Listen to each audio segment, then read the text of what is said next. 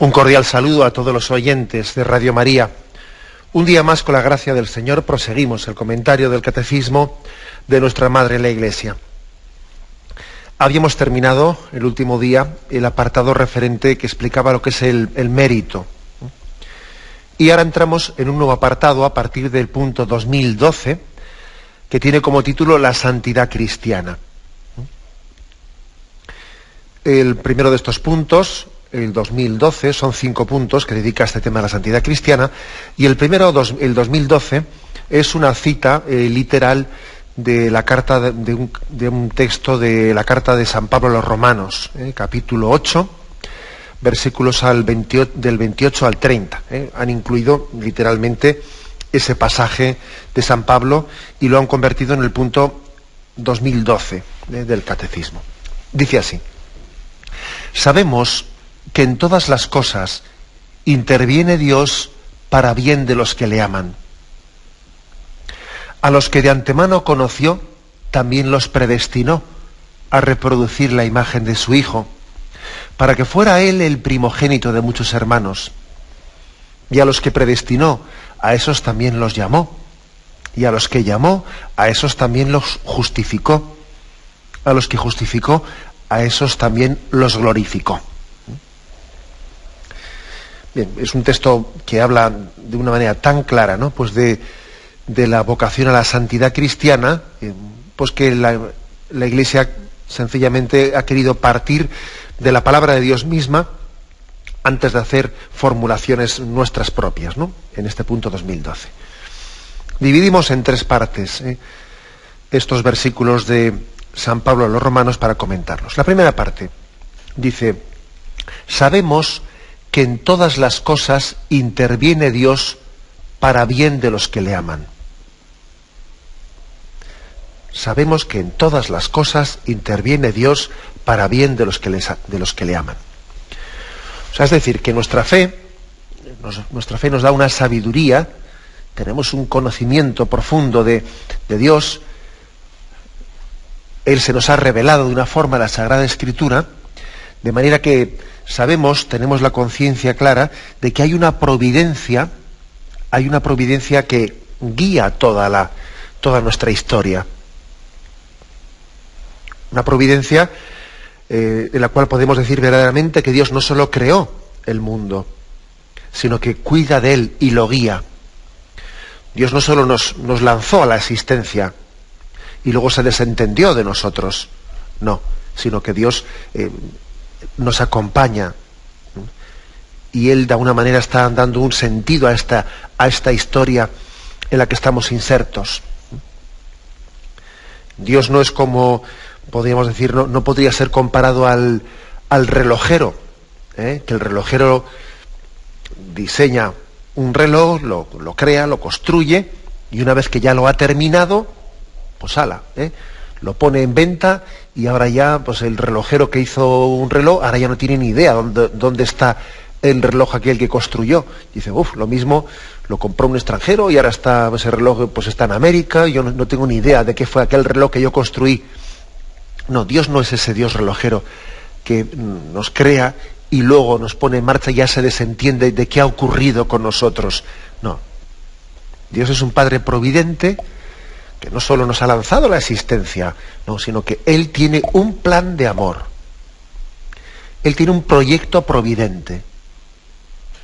O sea, nosotros eso lo sabemos con certeza de fe. Sabemos con certeza de fe de que todo lo que ocurre en la existencia forma parte de un plan y un proyecto de amor de Dios. Dios interviene, dice aquí, ¿no? Sabemos que en todas las cosas interviene Dios para bien de los que le aman. No hay nada fuera de la providencia. Y no únicamente lo bueno, porque claro, es más fácil ver a Dios en lo bueno. Claro, es más fácil verlo. Claro, nosotros cuando hay un accidente de tráfico, dice uno, ocurre un accidente, fíjate, providencialmente pues se ha salvado. Bien, también podríamos decir, y no sería contrario, no sería ninguna herejía, o sea que suena mal, pero sería igual de verdad, de fe. Mira, ha habido un accidente y providencialmente también pues ha quedado paralítico. Y dice uno, anda, ¿y cómo puedes decir eso providencialmente? Pues sí, mira, tan providencialmente puede ser el hecho de que haya quedado indemne como que haya quedado paralítico. Todo es providencial. Ya sé que suena un poco fuerte lo que digo, pero es que es una verdad de fe. Sabemos que en todas las cosas interviene Dios para bien de los que le aman. El mal no se le ha escapado a Dios de las manos. Tenemos a veces la tentación de pensar, este mundo se le ha escapado a Dios de las manos, ¿no? Se le ha escapado a Dios de las manos. A nosotros sí que se nos ha escapado de las manos el mal cuando pecamos, ¿no? Y cuando somos seducidos y nos apartamos del camino de Dios. A nosotros sí que se nos ha escapado de las manos, ¿no? Pero sin embargo, a Dios no se le escapa de las manos, ¿no?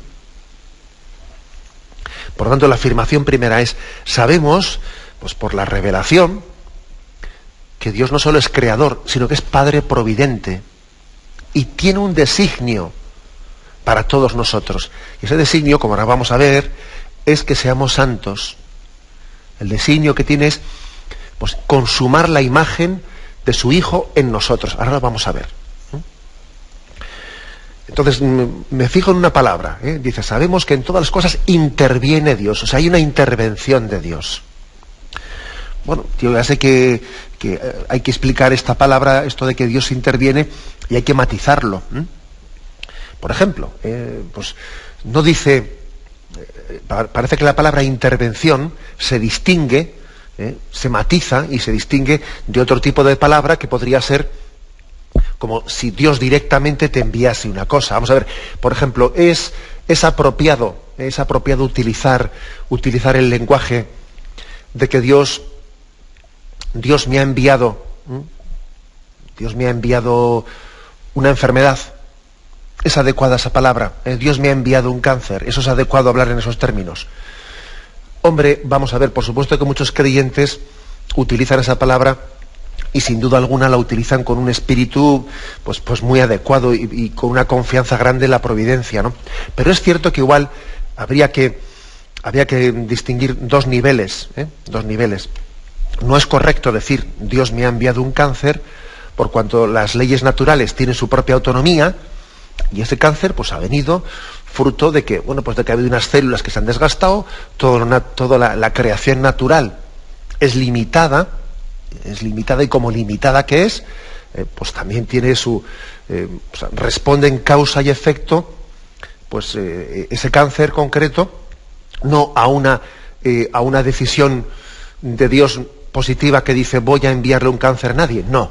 Es por lo tanto impropio utilizar esa frase Dios me ha enviado un cáncer. Sin embargo dice en todas las cosas interviene Dios.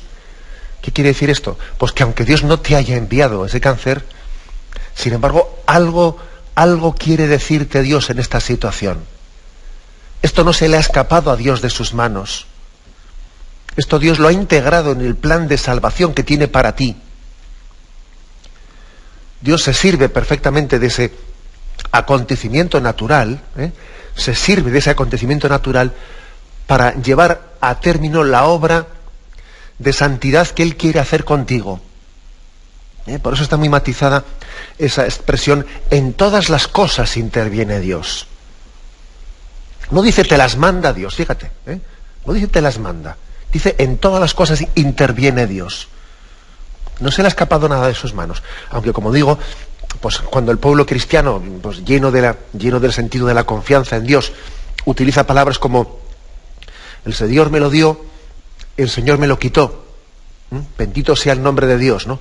Hombre, pues no es ninguna herejía, porque al fin y al cabo está diciendo lo mismo, solo que con un lenguaje más directo. Lo del Señor me lo dio, el Señor me lo quitó, es también una referencia a que si en el fondo, si Dios lo ha permitido, si Dios tiene un plan a través de este acontecimiento, yo lo acepto como si Dios me lo hubiese mandado directamente.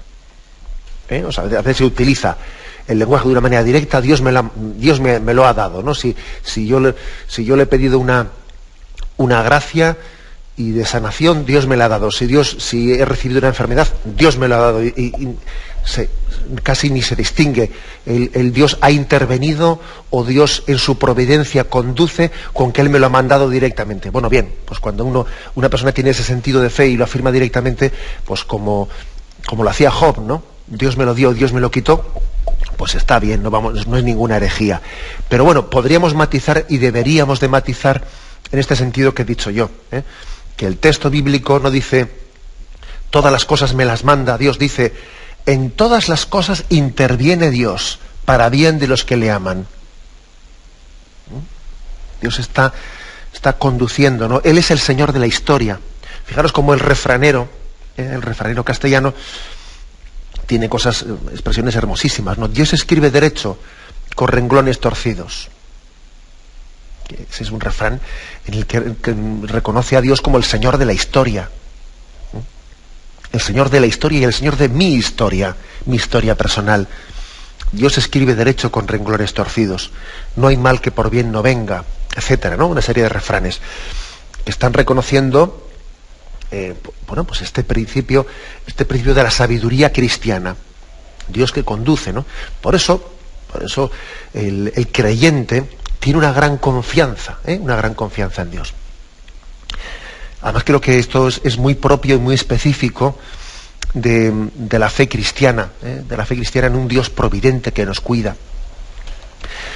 Hay otras culturas especialmente orientales, que igual pueden parecer muy similares a la nuestra en algunas manifestaciones, ¿no? En concreto voy a leer ahora, igual habéis escuchado en algún programa de Radio María, porque sé que se ha difundido bastante, ¿no? Pues una pequeña historieta de la cultura china, que en principio puede parecer muy similar a esta fe nuestra en la providencia, pero vais a ver que tiene un matiz distinto, Cuento esta historia, que nosotros queremos contarla pues para reforzar esta afirmación de que Dios es providente y que todo resulta para bien en los que aman a Dios. Bueno, pues la historia es la siguiente. Se trata de un anciano labrador que tenía un viejo caballo para cultivar sus campos. Y un día el caballo se escapó a las montañas y se quedó aquel hombre pues sin su único animal de trabajo, ¿no? Y cuando los vecinos del anciano se acercaban para condolerse con él y lamentar su desgracia, el anciano les respondió: bueno, buena suerte, mala suerte, quién sabe. Y una semana después el caballo volvió con una manada de caballos salvajes que arrastró detrás de él, ¿no? Entonces los vecinos, sorprendidos, felicitaron al labrador por la buena suerte que había tenido, ¿no? Y éste respondió: buena suerte, mala suerte, quién sabe. Y cuando el hijo del labrador intentó domar uno de esos caballos salvajes, ¿no?, que habían venido del monte, pues intentando domarlo se cayó y se rompió una pierna. Y todo el mundo dijo: fíjate tú, pensábamos que había tenido buena suerte, qué desgracia ha tenido finalmente, ¿no?, con ese caballo. Pero el labrador volvió a repetir: buena suerte, mala suerte, quién sabe. Y unas semanas más tarde, el ejército entró en el poblado y reclutó a todos los jóvenes que se encontraban en buenas condiciones para ir a la guerra, en un reclutamiento forzoso. Y cuando vieron al hijo del labrador con la pierna rota, le dejaron tranquilo, ¿no?, sin mandarle a la guerra al frente. Y entonces, pues, el padre volvió a repetir: buena suerte, mala suerte, quién sabe, ¿no? Y esta especie de historia pues, de la cultura china, ¿qué es lo que saca un poco como conclusión de este relato? Bueno, pues la conclusión de la filosofía oriental es más o menos que a primera vista nosotros no sabemos distinguir lo que es bueno o lo que es malo. Cualquier contratiempo, algo que aparentemente es malo, en el fondo puede ser un bien disfrazado de un mal. Y lo que a primera vista pues parece dañino puede ser bueno. Y al revés, lo que a primera vista parece bueno puede ser dañino. Por lo tanto, es digamos, que las apariencias engañan, ¿no? Eso es un poco la conclusión a la que llega esa filosofía oriental, ¿no?, china. Pero es que nosotros seríamos capaces de contar este mismo relato con una sabiduría mucho más profunda. No ya solo para afirmar: mira, es que las apariencias engañan, lo bueno puede parecer malo y lo malo puede parecer bueno. No, nosotros diríamos algo más, ¿no?, de esta pequeña historia. seríamos capaces de decir, mira, Dios es capaz de conducir nuestra historia y de todo hecho, de todo acontecimiento, llevarlo, servirse de ello como parte de la historia de la salvación que Dios tiene con nosotros. Dios escribe derecho con renglones torcidos.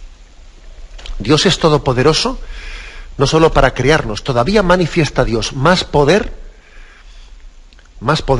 cuando es capaz de servirse hasta del mal para escribir la historia de la salvación.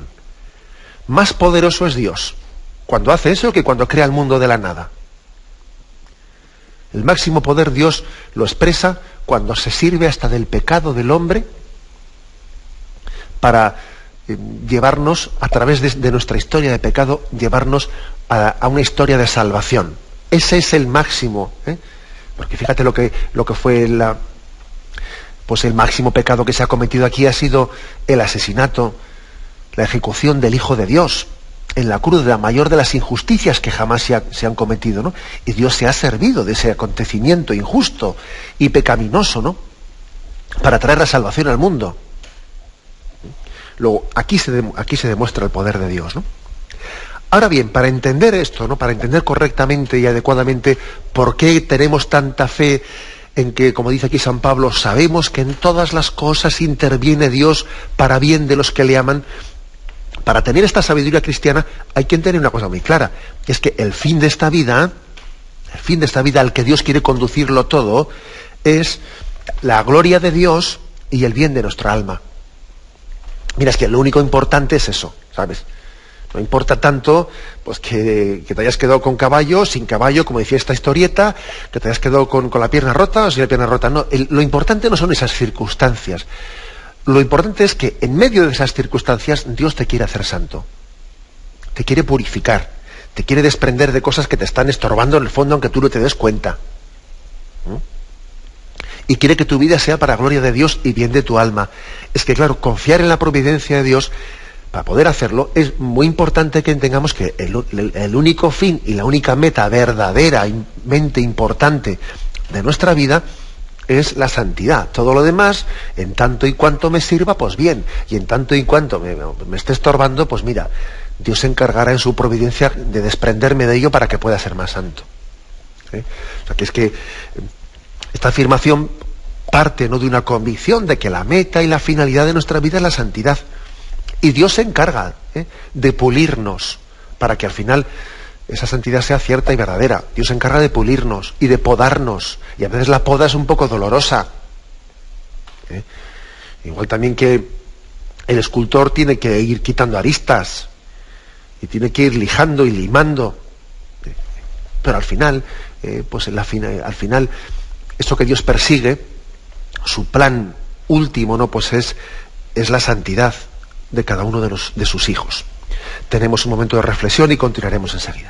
Estamos comentando en esta edición del Catecismo de la Iglesia Católica el punto 2012, que es un texto de San Pablo, en Romanos 8, 28, 30. Y después de haber comentado esta primera parte, sabemos que en todas las cosas interviene Dios para bien de los que le aman. Los siguientes versículos dicen así: a los que de antemano conoció, también los predestinó a reproducir la imagen de su Hijo, para que fuera Él el primogénito entre muchos hermanos. A los que de antemano conoció. ¿A qué se refiere? Se refiere a que Dios, desde toda la eternidad, Él había pensado en nosotros. O sea, Dios desde siempre, Dios es eterno, ¿no? Y Dios desde toda la eternidad, Él tenía ya tomada esa decisión de crearnos en Cristo. Es verdad que nuestra existencia no es eterna. Hubo un momento determinado en el que Dios realizó la creación. Y ahí comenzó nuestra historia, ¿no? La historia de la creación.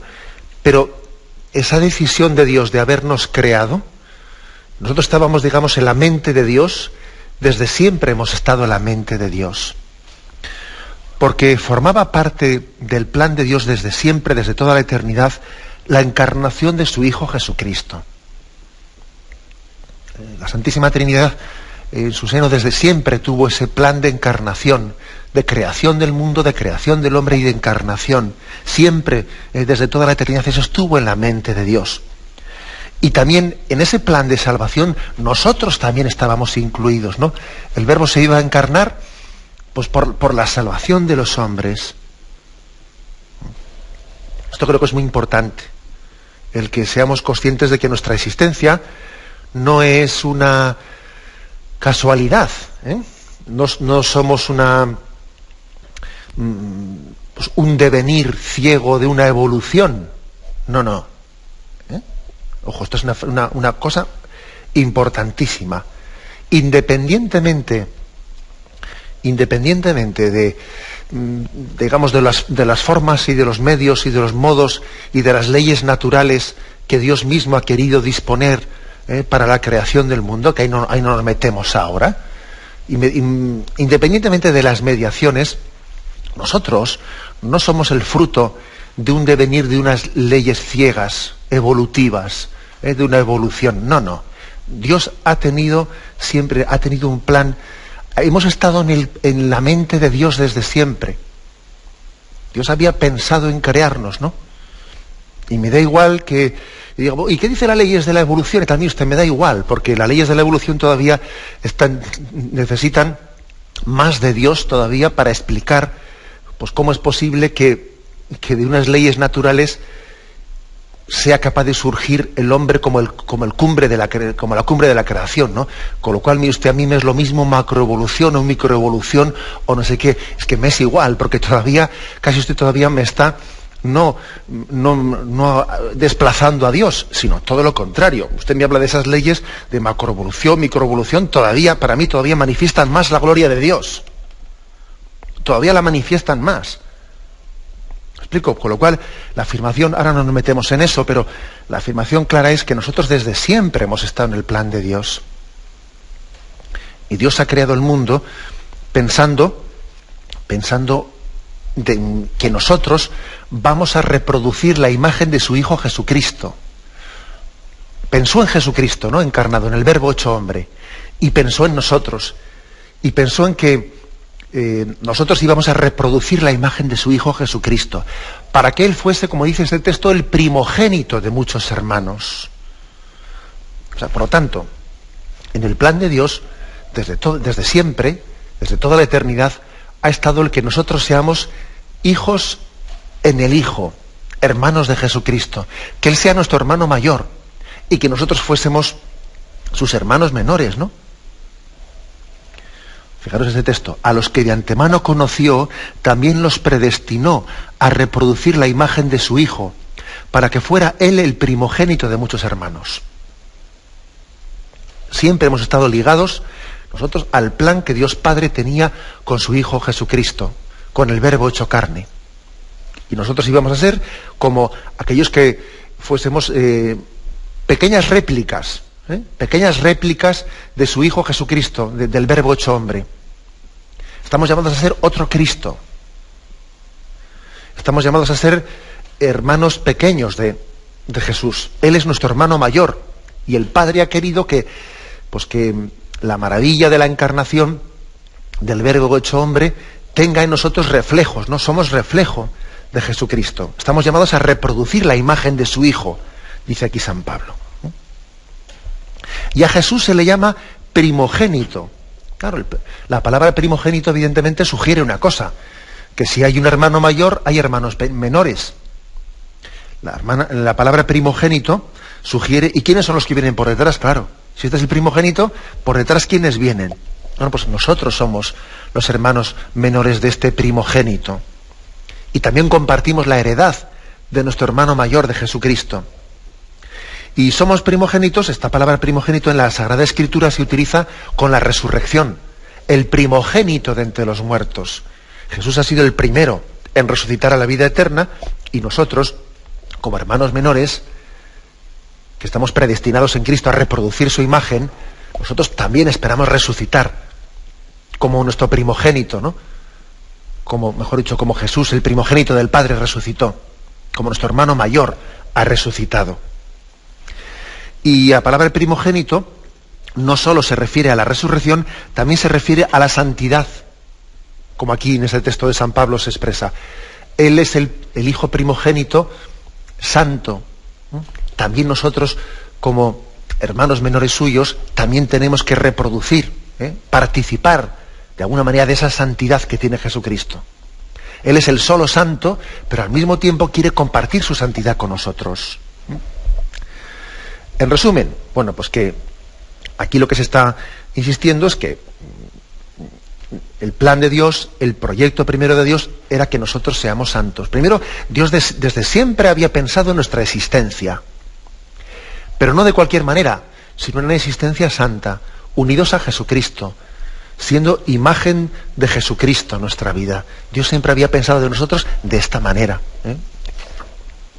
Y termina el texto de San Pablo que estamos comentando de la siguiente forma.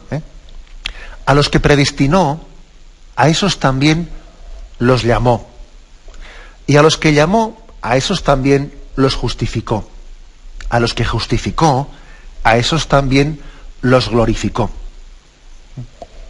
Está hablando de cómo hemos sido predestinados, ¿no? Desde toda la eternidad estamos llamados a reproducir la imagen de Jesucristo. Dios siempre ha pensado en nosotros y ha pensado en que seamos santos, ¿no?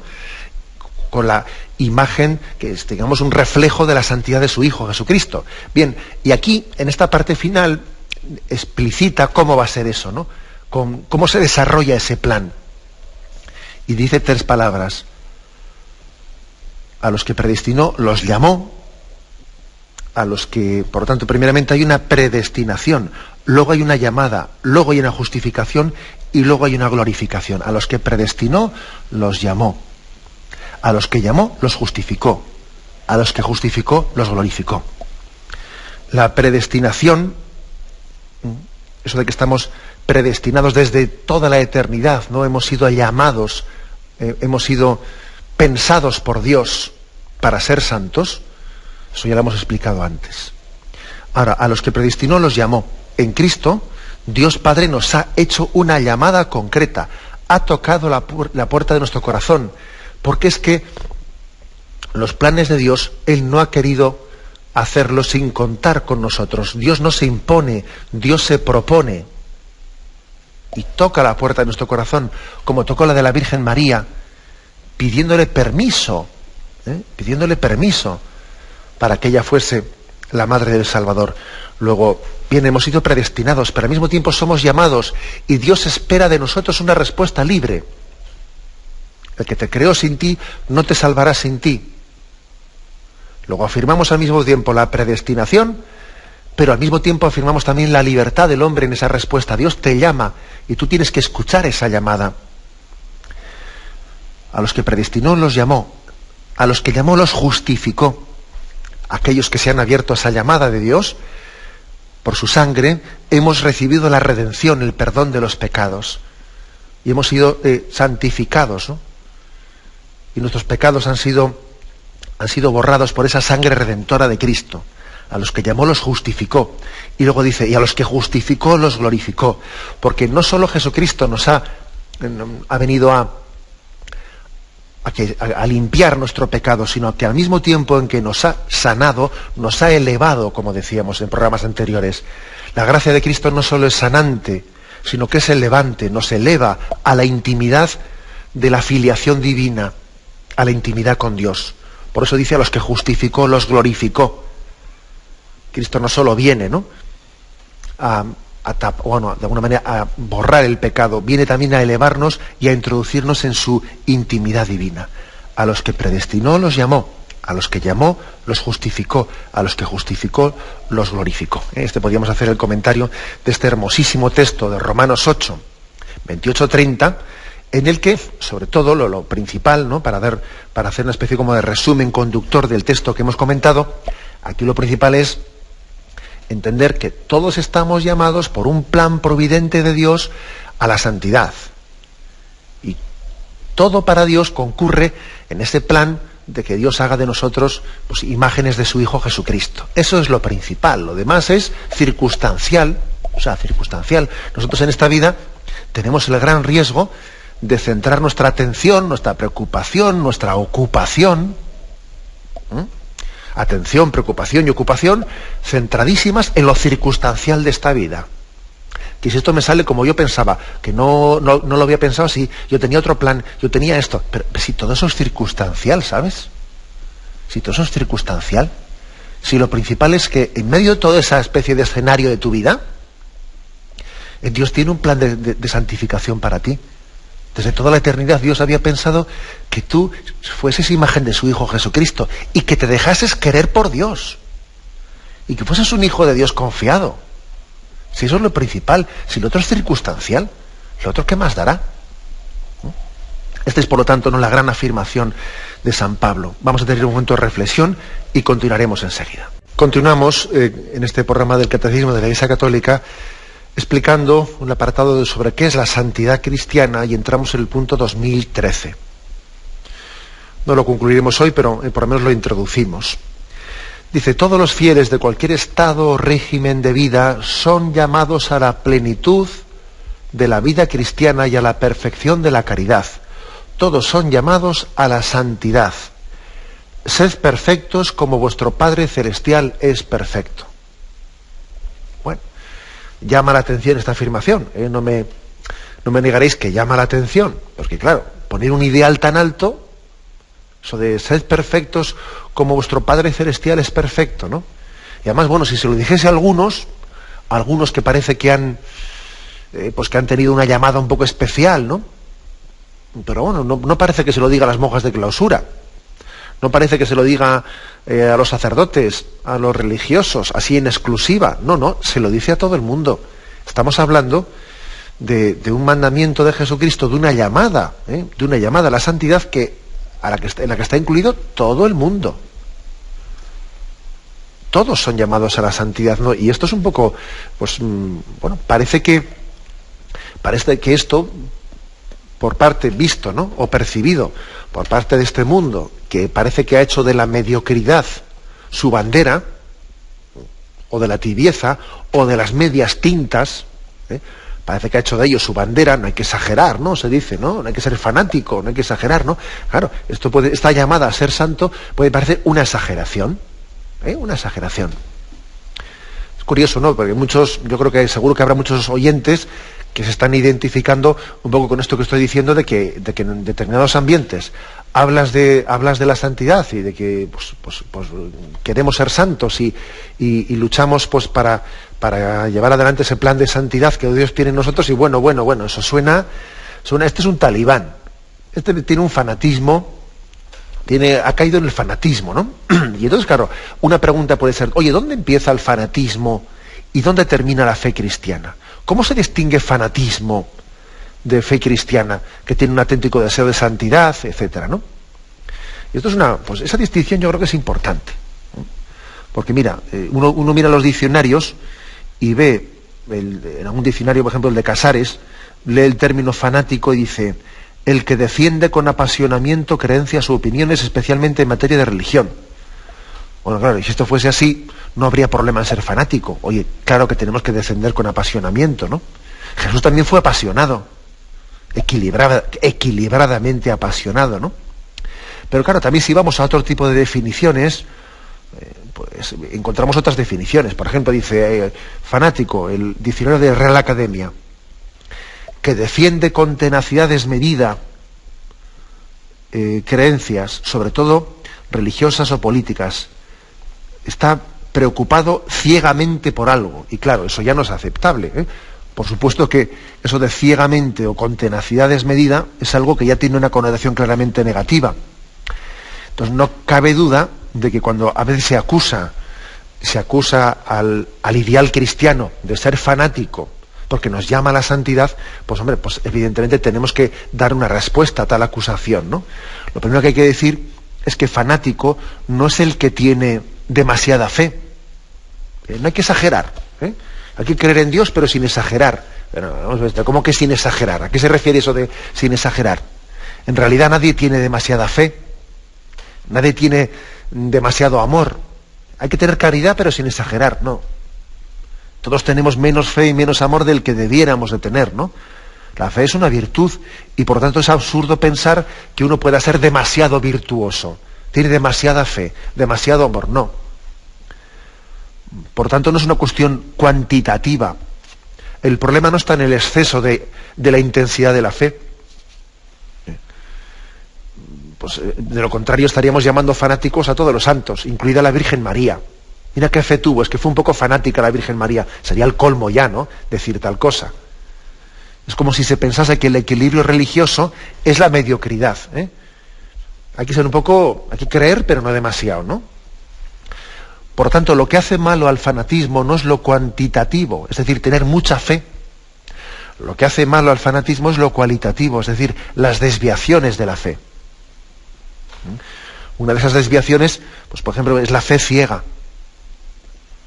Y eso se refiere a tener creencias irracionales, ¿no? Una cosa es que la fe supere la razón, y otra cosa muy distinta es que ésta esté en contra de la razón, ¿eh?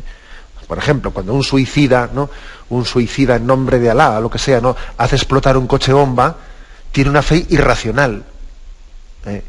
No es que su fe, no es que tenga mucha fe, no es que tenga mucha fe, es que esa fe es irracional. Cualitativamente está mal encauzada, ¿no? Está en contra de la razón y del sentido común, por lo tanto, no es que tenga demasiada fe, sino es que la tiene enferma, la tiene desviada, la tiene irracional. O sea, distingamos esos conceptos, ¿no? También a esto igual hay que añadirle otro matiz, ¿no? Para que una fe resulte fanática, bueno, pues tiene que ocurrir también que tenga una especie de tenacidad desmedida, ¿no? Y esto es más difícil de calibrar, ya que no se trata de una desviación irracional, ¿no?, sino de que se puede también pecar de un juicio, de falta de juicio prudencial en la manera de expresar las cosas. Bueno, no quiere decir únicamente el que uno no resulte cargante al prójimo, porque también San Pablo dice que hay que predicar a tiempo y a destiempo, ¿no? Y es normal que en una sociedad secularizada el testimonio y la predicación, pues frecuentemente, pues resulten incómodos, ¿eh? Digamos, para no resultar fanático no se trata de intentar no incomodar a nadie, ¿eh? Porque de lo contrario muchos santos hubiesen dejado de predicar para no incomodar a nadie, ¿no? Pero sí se trata de dosificar los modos y los ritmos de esa predicación, ¿eh?, para que el mensaje de Cristo tenga más facilidad de ser entendido y aceptado, ¿no? Vamos, en resumen, ¿no?, que cuando se califica de que tener conciencia de que el cristiano está llamado a la perfección, está llamado a la santidad, está llamado a vivir la fe en plenitud, está llamado a vivir la caridad en plenitud, eso no es ser fanático, mire usted. Eso es lo normal. O sea, lo normal es que la fe y la caridad y la esperanza lleguen a su plenitud, no que yo tenga un poco de fe, un poco de amor, no. O sea, lo normal es que nuestra relación con Dios sea plena. O sea, a Dios solamente se le puede amar coherentemente de una forma, que es amándole con todo el corazón, con toda el alma y con todo nuestro ser. Cuando yo amo a Dios un poquito, tengo el gran peligro de estar manipulando a Dios o haciéndome un Dios a mi medida. Cuando yo tengo un poco de fe, cuando tengo un poco de amor, bueno, pues bendito sea Dios que tengas eso y ojalá vaya creciendo, ¿no?, y llegue a su plenitud, ¿no? Pero tener mucha fe no es ser un fanático, sino en el fondo es la única forma coherente de amar a Dios, porque es que a Dios o le entregas todo el corazón o es que no es Dios. No se puede ser Dios un poquito. No, si es Dios, lo lógico es que el hombre le entregue su corazón. ¿Qué otra cosa sería lo coherente, no? Eso es lo normal. Lo normal es, por lo tanto, que el creyente tenga una fe plena y una confianza plena y un amor pleno a Dios. Es lo normal, aunque no sea lo corriente, pero es lo normal. Que la fe y el amor y la caridad lleguen a su plenitud, ¿no? Y eso no es ser fanático, como digo, sino que es la vocación normal de todo cristiano a la que estamos llamados, todos, ¿no?